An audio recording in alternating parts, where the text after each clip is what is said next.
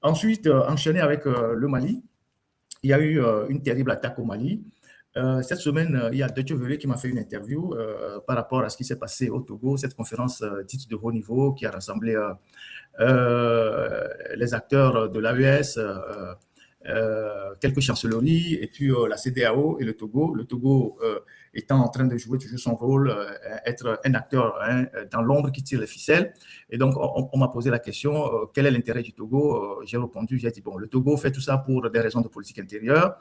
Et le Togo lui-même qui n'arrive pas à cultiver la paix, la sérénité, à libérer les prisonniers, à être en phase avec ses populations, veut construire un pont entre les pays de l'AES et leurs partenaires.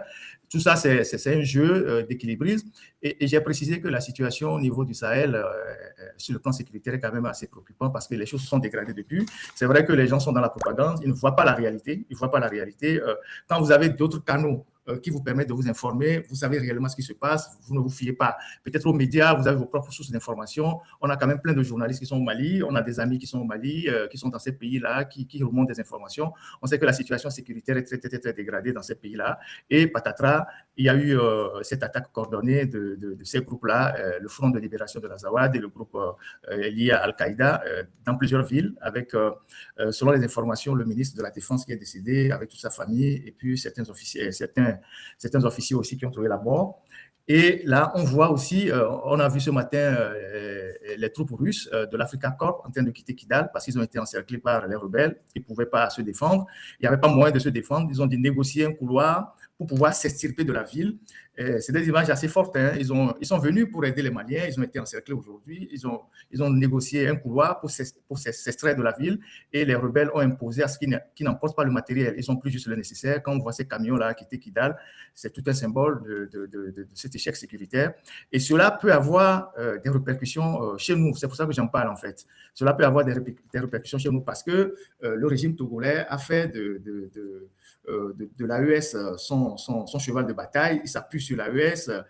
C'est eux qui tirent les ficelles. Vous avez vu la conférence qui s'est tenue à Lomé, les à côté de cette conférence-là, tout ce qui s'est passé, qui vous montre que c'est le régime togolais qui est au cœur de tout ça. J'avais dit ça, les gens me sont tombés dessus par le passé.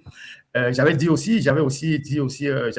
me suis prononcé par rapport aux fameux panafricains qui sont des escrocs, parce qu'à l'époque, je vous disais que il y a les vrais panafricains, il y a ceux qui croient au panafricanisme, qui sont moins bruyants, il y a des intellectuels, il y a l'élite, il y a des gens qui travaillent, mais qui ne sont pas dans le bruit. Mais les panafricains des temps modernes, là, c'est comme les nouveaux conquistadors, la plupart sont des escrocs, c'est des gens qui cherchent à vivre, c'est des gens qui cherchent à monnayer une idéologie pour gagner de l'argent, et c'est eux qui crient le plus fort, c'est eux qui font du bruit, c'est eux qui passent partout avec la casquette de panafricain.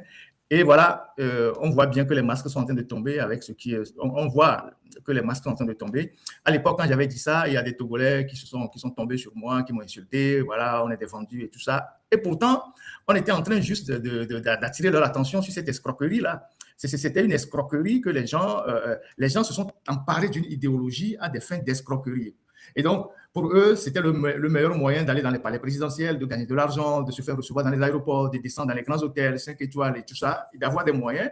Et ces gens-là, il ne fallait pas mettre assez de temps pour les détecter. Et bizarrement, les Togolais détectent les faux à la dernière minute. Et donc, ces gens-là, tout le monde les voyait. Nous qui avons eu le courage de les dénoncer, certains Togolais sont tombés sur nous, nous ont insultés, ont raconté des histoires.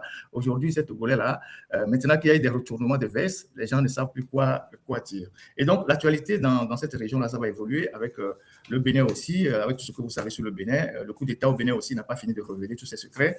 Il y a certainement d'autres informations qui vont sortir et on verra bien parce que là, on parle de Tigri qui serait... Tigri serait chez nous, je pense que je l'avais dit, il doit être dans une villa Kakaveli, il semble qu'il a quelques ennuis de santé. C'est comme dans la mafia, hein, on t'utilise et quand on sait que les informations peuvent sortir après, on peut te liquider et t'effacer. Donc, on n'est pas au bout des révélations sur ce qui s'est passé au Bénin il y a quelques mois. Donc, on va suivre tout ça. Voilà, c'est ce que j'ai voulu dire pour commencer. Deuxième chose, il y a 2 semaines, on a fait une émission où j'ai parlé de SAFER. Là, on revient sur le Togo. Et quand j'ai parlé de SAFER, le lendemain, le lundi, il y a eu un conseil d'administration très houleux parce qu'il y avait beaucoup de gens dans le conseil d'administration, ce qui est d'ailleurs bizarre, qui n'avaient pas ces informations qu'on a données, qui n'avaient pas d'informations qu'on a données. Et donc, il y a eu plusieurs réunions Celui qui a fui à Anéron avec les 60 millions, on n'a pas encore retrouvé. Il a été remplacé par un autre il y a quelques jours. Et puis, au niveau de Davier, c'est toujours la queue là, avec les motos. On va voir les images et les vidéos. Voilà les motos au péage de Davier. C'est quand même assez curieux que dans notre pays, on oblige les motocyclistes à payer au péage. Et donc, vous voyez ces motos-là, certains sont des émigrants. Donc, autant de fois que tu passes le péage, il faut que tu payes 50 francs. Ce n'est pas normal. Et les gens payent et d'autres volent. Vous voyez, les gens payent et d'autres volent. Ici, nous sommes à Davier. Donc, voilà comment les motos s'alignent tout le temps. On perd le temps aux gens. Je ne comprends pas pourquoi les motocyclistes doivent payer au péage. Je ne comprends pas. Je n'ai toujours pas compris. Donc, les gens qui vivent juste de l'autre côté du péage, ils ne peuvent pas venir faire des courses de ce côté et retourner à la maison. Il faut qu'ils payent au péage. C'est inconcevable. Ces péages-là, on doit les déplacer. On doit les renvoyer un peu plus loin. Normalement, le péage de Davier doit être à la sortie de Thiévier, parce qu'on sait que la sortie de Thiévier, il n'y a plus d'agglomération, il n'y a plus une ville. Donc, vous allez rentrer dans la ville de Thiévier, vous payez de l'autre côté. Et donc, jusqu'à arriver à Lomé, vous ne payez plus. Le péage d'Akepe qu'ils ont mis là-bas, c'est une erreur. Il faut la mettre peut-être après Mouepé, en allant vers Badja. Et donc, parce que les péages, tels que vous les voyez, ça empêche même le développement de ces quartiers, de ces zones. Puisque celui qui a des terrains derrière le péage, il ne peut pas construire, il ne peut pas s'installer. Parce que s'il doit payer chaque jour 500 ou 1000 francs aller-retour, et au bout d'un mois, il paye 30 000 francs pour le péage, il ne peut pas circuler. Donc, les péages ne peuvent pas devenir un frein à la libre circulation des citoyens dans un pays. Donc, ces péages-là, il faut les renvoyer hors des agglomérations. Le péage de Davier, il faut l'envoyer après Thiévier. Après Thiévier, à l'entrée de la ville. Le péage de Mouepé, il faut l'envoyer sur la route après Mouepé. Oui, après Mouepé. Celui qui vient de Palimé, avant de rentrer dans Mouepé, il paie le péage. Après, il est libre. Vous imaginez que ceux qui sont à Képé, ceux qui sont à Zanguera et qui sont à Képé, ils ne peuvent pas construire les gens des terrains, ils ne peuvent pas s'installer.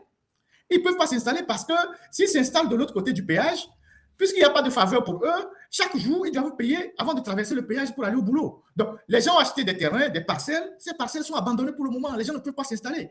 Donc, à un moment donné, il faut une réflexion d'ensemble pour dégager les péages et favoriser un développement endogène de ces quartiers-là. Le péage de Davier, c'est une erreur. Peut-être que quand on l'a mis, cette zone n'était pas encore aussi développée. Maintenant que les gens s'installent de part et d'autre, il faut dégager le péage pour que ceux qui sont après le péage ne voient pas au péage un frein pour leur circulation. Et pareil pour Akepe. Et puis pareil pour, je ne sais pas, c'est à Veta où ils ont mis un autre péage vers Aveta. C'est pareil. À Néron aussi, c'est pareil. On ne peut pas avoir des péages qui deviennent des instruments d'apartheid dans une même ville, dans un même quartier. Ça n'a aucun sens. Et en plus de ça, il y a des gens qui bouffent l'argent du péage. Et le directeur est là depuis des années. Il est devenu très riche. Personne ne le remplace. Le conseil d'administration est là. Personne ne fait rien. Je pense que c'est une réflexion qu'il faut faire. Normalement, les syndicats, tous ceux qui sont représentés dans cette histoire du conseil d'administration doivent faire une réflexion pour amener l'État à repousser ces péages-là hors des villes, hors des agglomérations.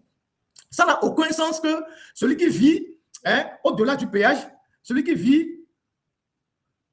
On me dit qu'à Mango, les motos ne paient pas de péage. Donc, il y a certains endroits au Togo, donc c'est quand même curieux. Donc, il y a certains endroits au Togo où la loi s'applique pour certains, elle ne s'applique pas pour d'autres. Là, on me dit dans les commentaires qu'à Mango, les motos ne paient pas de péage. Donc, la loi qui s'applique à Lomé ne s'applique pas à Mango. C'est comme les histoires de boudin ou de motos sans casque. Vous arrivez à Kara, ceux qui sont à Kara, ils vendent du boudin, ils sont autorisés à vendre du boudin. La police ne leur fait rien, la gendarmerie ne leur fait rien. Les gens à Kara roulent avec des motos sans casque. C'est comme là-bas, c'est un autre territoire. Les gens qui sont à Kara, ils roulent sans casque. On ne les arrête pas. Les gens vendent du boudin. À Kara, on ne les arrête pas. Mais quand vous vendez du boudin à Lomé, on vous pourchasse, on vous arrête. Quand vous roulez sans casque à Lomé, on vous pourchasse, on vous arrête. Donc, le pays, on ne peut pas avoir un pays avec des lois qui sont appliquées comme si on était dans un buffet où chacun choisit son menu. Ça n'a pas de sens. Donc, il faut revoir cette question de péage, des péages qui sont dans la ville, qui sont dans l'agglomération et qui empêchent un certain nombre d'activités dans certains quartiers. Donc, c'est important. Délestage, voilà. Le délestage, voilà, maintenant c'est de plus en plus dur. J'en parlerai quand on va aborder la question de l'indépendance. Voilà, aujourd'hui, tout le monde se plaint.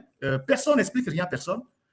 Personne n'explique rien à personne. Personne ne dit ce qui se passe. Est-ce qu'on a un problème de dette qu'on n'a pas payé au Ghana et au Nigeria? Est-ce que il y a des déficits? Est-ce qu'il y a tel problème? La CET ne dit absolument rien. Mais ce qui est encore plus grave et que personne ne dit, c'est que le délaissage fait que les gens n'ont pas d'eau.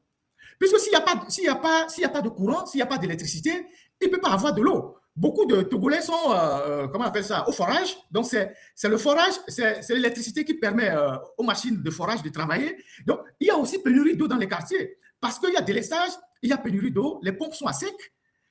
Et la société ne dit rien. Et les factures arrivent. Et les factures arrivent encore plus salées qu'avant. Et là, le Ghana vient aujourd'hui, on vient de lire que le Ghana vient de suspendre provisoirement ses exportations vers les voisins parce qu'il y a eu un incendie à la centrale d'Akosombo qui a endommagé beaucoup de choses. Donc, le Ghana suspend l'exportation de l'électricité vers les pays voisins. Nous avons le Nigeria où le ministre de l'énergie vient de démissionner parce que là-bas aussi il y a une crise énergétique. Le Nigeria qui coupe aussi le courant parce qu'on ne paye pas suffisamment, on a des dettes qu'on ne règle pas. Et là, aujourd'hui, toute l'économie du Togo est totalement à terre. Et je vous ai dit qu'on a une économie à presque 80% informelle. C'est l'électricité qui rentre dans la plupart des opérateurs. Oui, quelqu'un me dit que oui, les gens de Mango avaient protesté pour le truc de péage et donc je pense que ça ne s'applique pas. Voilà. Les gens m'envoient les informations dans les commentaires. Bon, on va vérifier tout ça. Et donc, aujourd'hui, c'est une catastrophe. On va fêter l'indépendance totalement dans le noir. C'est une catastrophe totale et cela doit nous amener à réfléchir. Et les autorités ne disent absolument rien. Ils ne disent rien. La société ne dit rien. Il n'y a pas de communiqué. Voilà, le Ghana suspend tout ça. Et voilà, on est en difficulté et c'est tout le pays qui est totalement dans une situation catastrophique. Je vais vous montrer une vidéo à l'aéroport international de Lomé, Gnassingbé Eyadema. La vidéo date du 22 avril. Les passagers sont rentrés à Lomé, ils sont descendus du vol. Au moment d'aller chercher leur bagage sur le tapis roulant, patatras, il n'y a plus d'électricité. Nous sommes à l'aéroport international Gnassingbé Eyadema de Lomé. Regardons ensemble. C'était le 22 avril.